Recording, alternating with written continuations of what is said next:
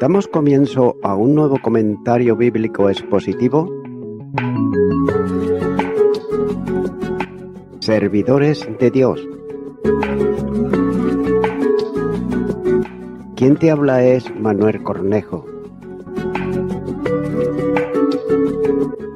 En esta ocasión estaré compartiendo la epístola de Judas, capítulo 1 y versículo 7, donde dice: Como Sodoma y Gomorra y las ciudades vecinas, las cuales de la misma manera que aquellos, habiendo fornicado e ido en pos de vicios contra la naturaleza, fueron puestos por ejemplo, sufrieron el castigo del fuego eterno.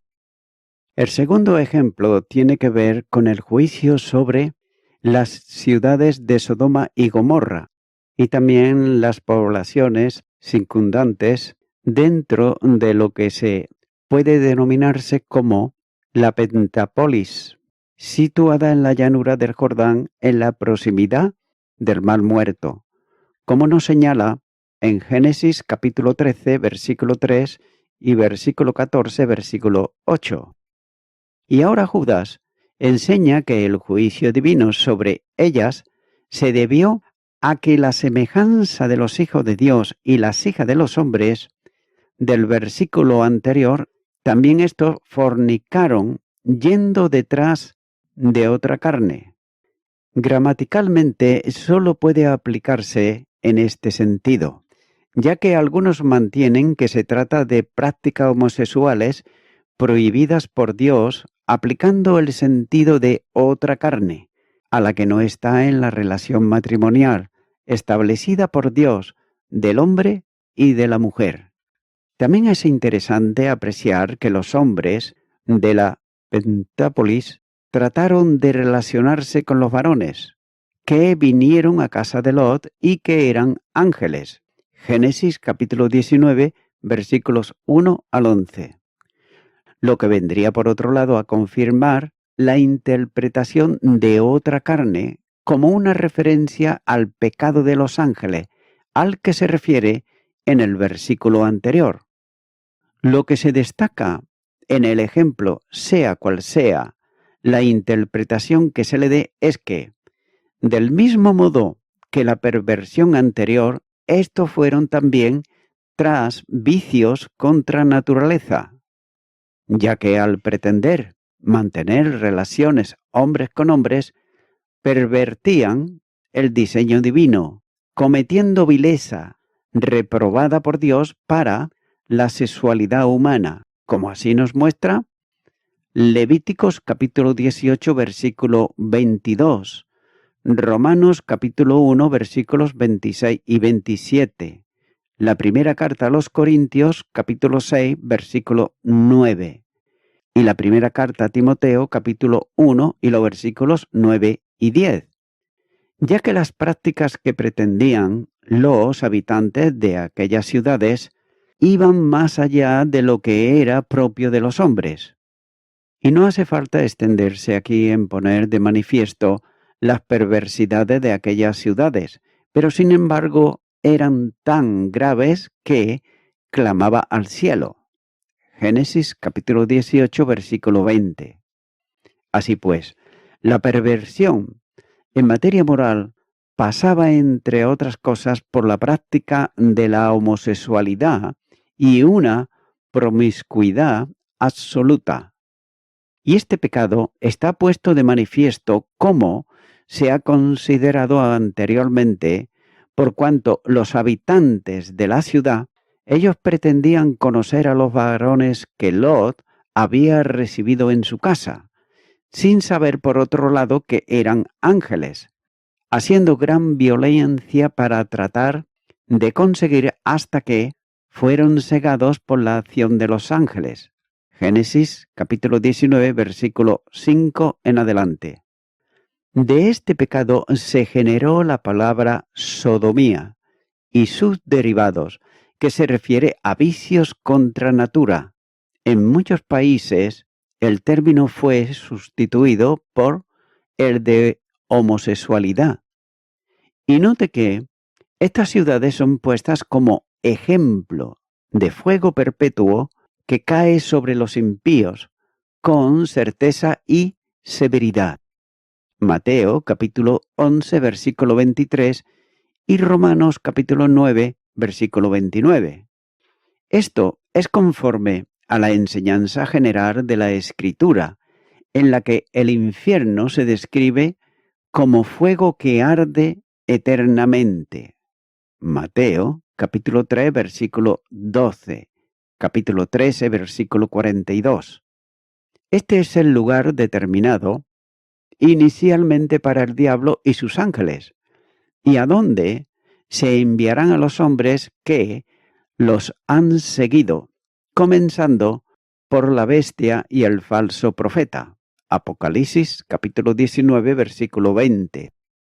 La descripción que hace el apóstol Juan de ese lugar es muy preciso, cuando dice que el diablo que los engañaba fue lanzado en el lago de fuego y azufre, donde estaba la bestia y el falso profeta, y serán atormentados día y noche por los siglos de los siglos.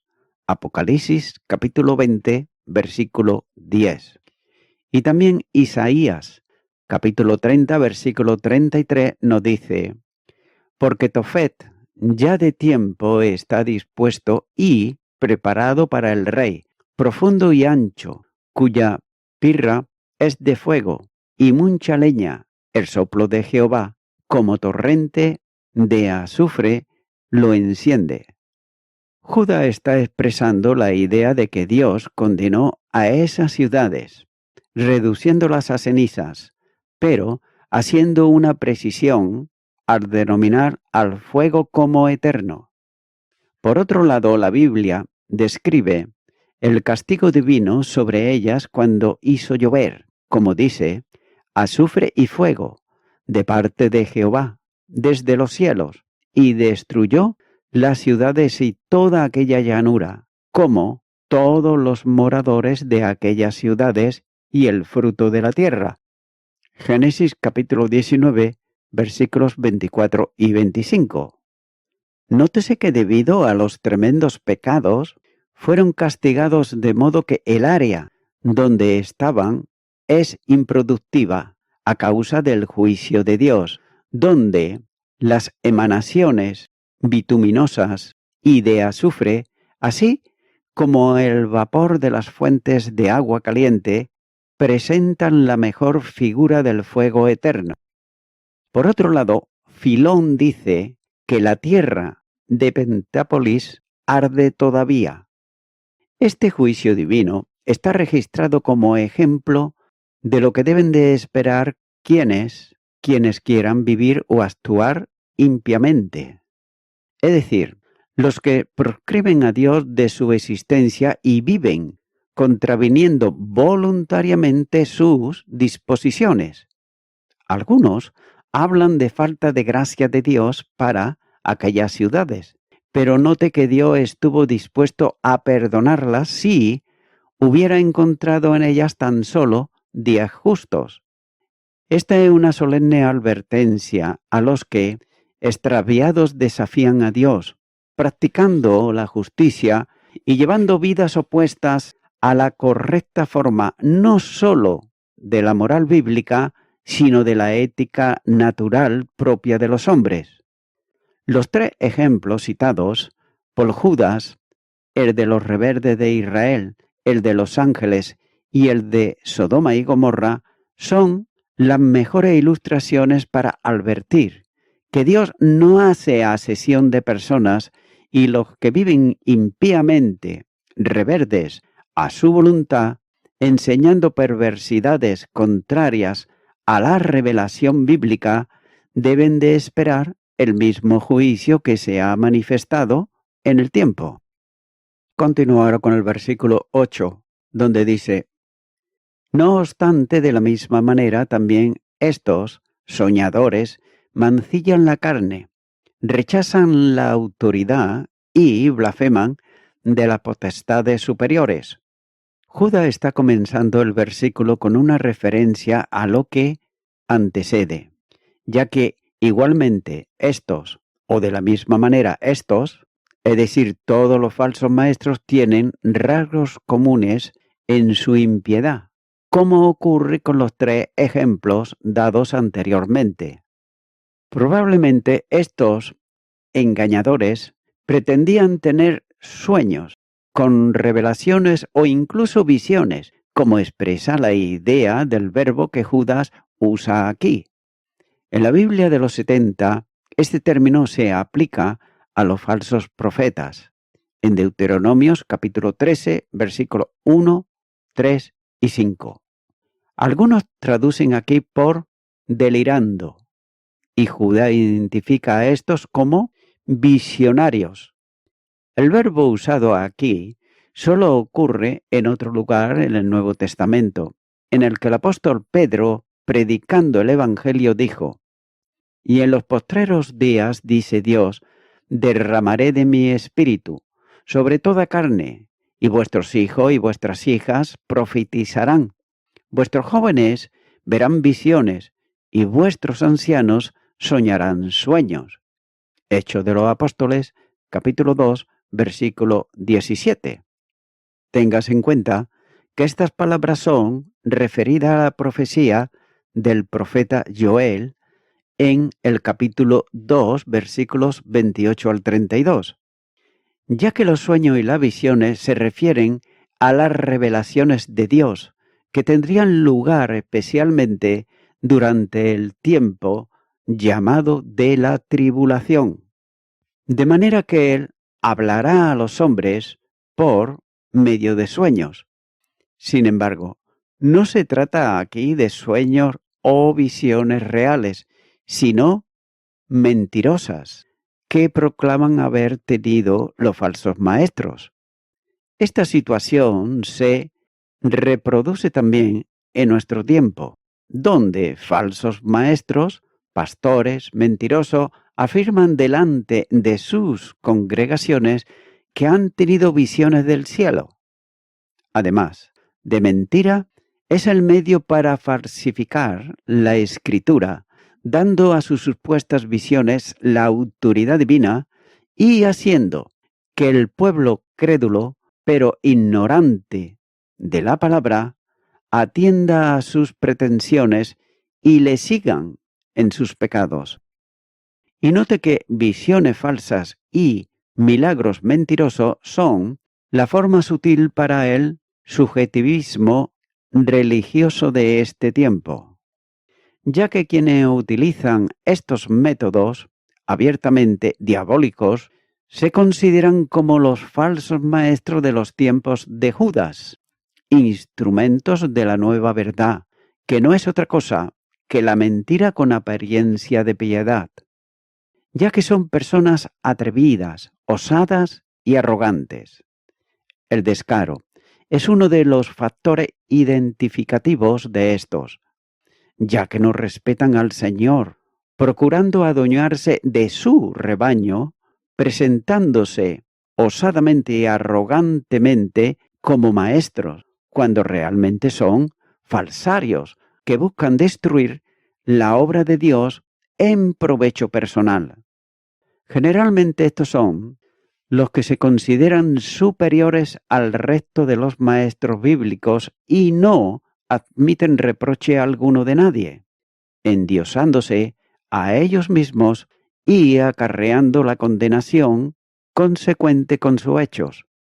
En este tiempo actual son los buscadores del espectáculo, con apariencia por otro lado de culto. Son aquellos que ofrecen riquezas a cambio de ofrendas, sanidades por su intervención y espectáculo de no poder pasar un determinado lugar porque está revestido de poder, los que hacen caer sin razón alguna para manifestar su condición espiritual.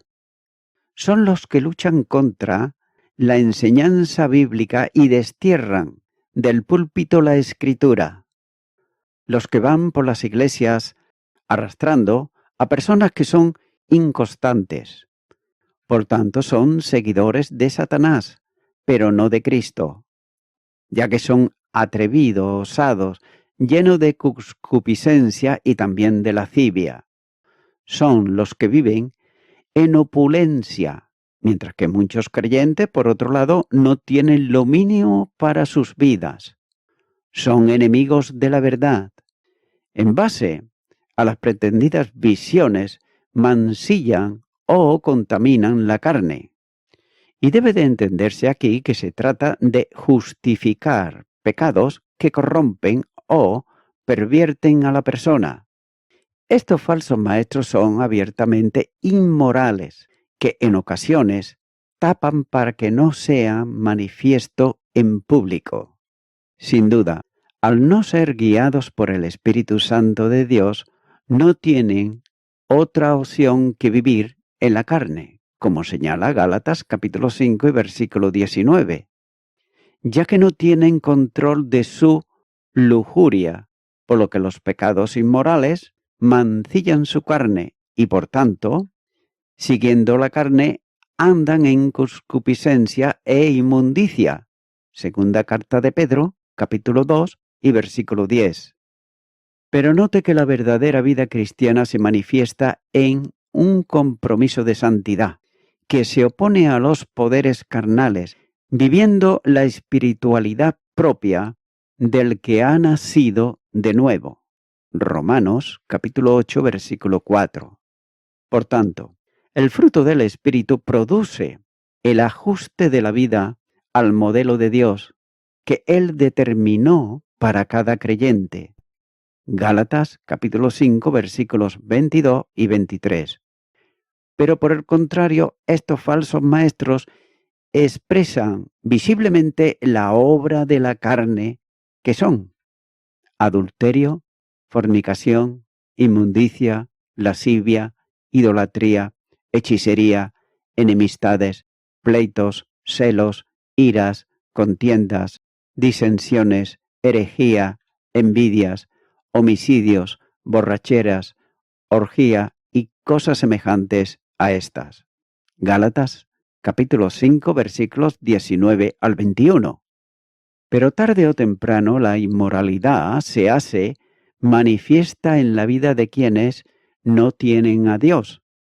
Y un segundo pecado se determina como quienes rechazan la autoridad. La autoridad suprema es Cristo, establecida por Dios sobre todo. Filipenses capítulo 2 versículos 9 al 11. Y además dada por Él como cabeza de la Iglesia. Efesios capítulo 2 versículo 22. Las autoridades sobre los creyentes y sobre la Iglesia son tres y son divinas. Note, Jesucristo como cabeza, el Espíritu Santo como vicario de Cristo, la palabra como única norma de fe y conducta. Pero estos falsos maestros no se someten a la autoridad, desconociendo a Jesús como el Señor Supremo, ignoran al Espíritu Santo que conduce la acción de la vida cristiana y de la Iglesia, negando y distorsionando la palabra con sus enseñanzas falsas. Estos apóstatas se niegan a reconocer el señorío de Cristo y por tanto se oponen a la autoridad divina. Esto se ha considerado ya anteriormente cuando se comentó lo que Judas escribía, que niegan a Dios, el único soberano, y a nuestro Señor Jesucristo, versículo 4. Y esta es una consecuencia de no tener al Espíritu de Dios, ya que nadie puede llamar a Jesús Señor si no es por el Espíritu Santo. Primera carta a los Corintios, capítulo 12, versículo 3. Aparentemente el Señor consiente esta ofensa, pero Dios cumplirá finalmente lo que ha determinado, ya que en el nombre de Jesús se doblará toda rodilla, de los que están en los cielos y en la tierra y debajo de la tierra, y toda lengua confesará que Jesucristo es el Señor, para la gloria de Dios Padre. Filipenses capítulo 2, versículos 10 y 11. Note que quienes ahora niegan la autoridad de Jesús doblarán ante él sus rodillas, reconociendo, no de grado, que es el Señor. Y del mismo modo niegan también la autoridad de la palabra, ya que la escritura es desplazada de la enseñanza falsa y sustituida por otra forma, negando la inspiración plenaria y sustituyendo las verdades bíblicas por otra forma actualizada que corresponde, según ellos, al mensaje actual de la Escritura. Y este es otro de los graves problemas del tiempo actual, donde la palabra de Dios es desplazada de la enseñanza en la Iglesia y además sustituida por mensajes motivadores que transigen con el pecado en base a una distorsionada forma de entender la gracia divina. Las verdades sustentadas a lo largo de los siglos de vida de la Iglesia, aceptada y respetada por los cristianos, son hoy cuestionadas por impíos, maestros cuyo objetivo es debilitar y destruir la fe. De esto falsario habló el Señor Jesús cuando dijo: semejante a sepulcros blanqueados que por fuera, a la verdad, se muestran hermosos, mas por dentro están llenos de huesos de muertos y de toda inmundicia. Así también, vosotros por fuera, a la verdad, os mostráis justos a los hombres, pero por dentro estáis llenos de hipocresía e iniquidad. Mateo, capítulo 23, y los versículos 27 y 28. Y ahora Judas añade una tercera maldad, porque estos falsos maestros hablan mal, blasfeman de las autoridades superiores, ya que estos calumnian o hablan mal de lo que llama Judas glorias, en referencia a los ángeles que tienen misiones de gobierno en asuntos divinos sobre el universo creado, aunque pudiera también tratarse de hablar mal directamente de Dios mismo, ya que el versículo debe de entenderse a la luz de la palabra del apóstol Pedro, en su segunda carta, capítulo 2 y versículo 10, como una referencia a los ángeles. Se trata sin duda de ángeles santos, que son ministros de Dios al servicio de su determinación soberana. Fueron instrumento de Dios para entregar la ley al pueblo de Israel, como nos dice en Deuteronomios capítulo 33, versículo 2. También estaban presentes junto al Señor en el tiempo del juicio sobre los malvados, de los que Judá tratará más adelante en los versículos 14 y 15. En pecaminosa enseñanza, despreciaban la dignidad de los ángeles. Note que la apostasía trae como consecuencia siempre el desprecio de la autoridad, ya que no importa si es la de los ángeles, la de las autoridades o la de los padres en la familia. Esta enseñanza es doctrina de demonios, como enseña el apóstol Pablo, cuando dice: pero el Espíritu dice claramente que en los postreros algunos apostatarán de la fe, escuchando a espíritus engañadores y a doctrinas de demonios. Primera carta a Timoteo, capítulo 4, versículo 1. Y el peligro está en aquellos que enseñan la mentira y distorsionan la fe. Y voy concluyendo con esto. El hermoso estilo retórico de Judas en esta sesión puede hacer que los lectores se pierdan lo que realmente está logrando, ya que en lugar de simplemente denunciar a lo impío, Judas proporciona herramientas para identificar a los impíos y también advertirle a los creyentes para que no se dejen engañar ni sigan sus pasos. Los impíos enfatizan sueños, visiones, sentimientos personales, estudio científico opinión popular, historia mundial y un largo etcétera, como determinantes del bien y del mal en oposición o en contradicción con la palabra de Dios. Amigo y amiga oyente, la palabra de Dios es el antídoto o el medicamento en contra del veneno de los falsos maestros religiosos, que pueden tratar de engañar a las personas que están buscando a Dios desesperadamente. Es por eso que, mi amigo, mi amiga oyente, si todavía no has tenido la oportunidad de recibir a Jesucristo en tu corazón, si aún todavía no entiendes el plan de salvación de Jesucristo, que Él vino a dar su vida a favor del pecador y la pecadora arrepentida, pues tú debes de darle el primer paso, invitándole a que venga a tu corazón. No espere el saber toda la Biblia, simplemente reconócete ante Él como una persona pecadora y ven humildemente a Él. Ora conmigo esta oración que voy a hacer y repito. Señor Jesucristo, vengo ante ti en arrepentimiento, pidiéndote perdón. Necesito tu perdón. Necesito que tú me libertes de la esclavitud del pecado.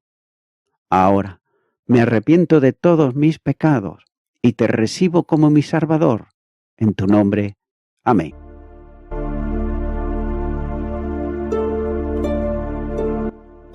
Amigo y amiga oyente, si tú has hecho esta oración de corazón, te recomiendo que comiences a orar a Dios, en primer lugar, en el nombre del Señor Jesucristo.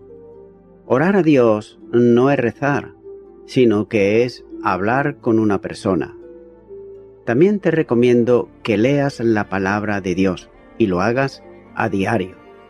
Comienza, por ejemplo, con el Nuevo Testamento. Y también, por último, te recomiendo que para que puedas crecer espiritualmente, te congregues en una iglesia cristiano-evangélica, donde se predique, se enseñe y se practique la sana doctrina y la palabra de Dios. Congrégate ahí y con el tiempo podrás crecer espiritualmente y también servir al Señor Jesucristo. Que Dios te bendiga. Y a toda la audiencia, nuevamente ya me estoy despidiendo de todos ustedes y será hasta el próximo programa. Que Dios os bendiga a todos.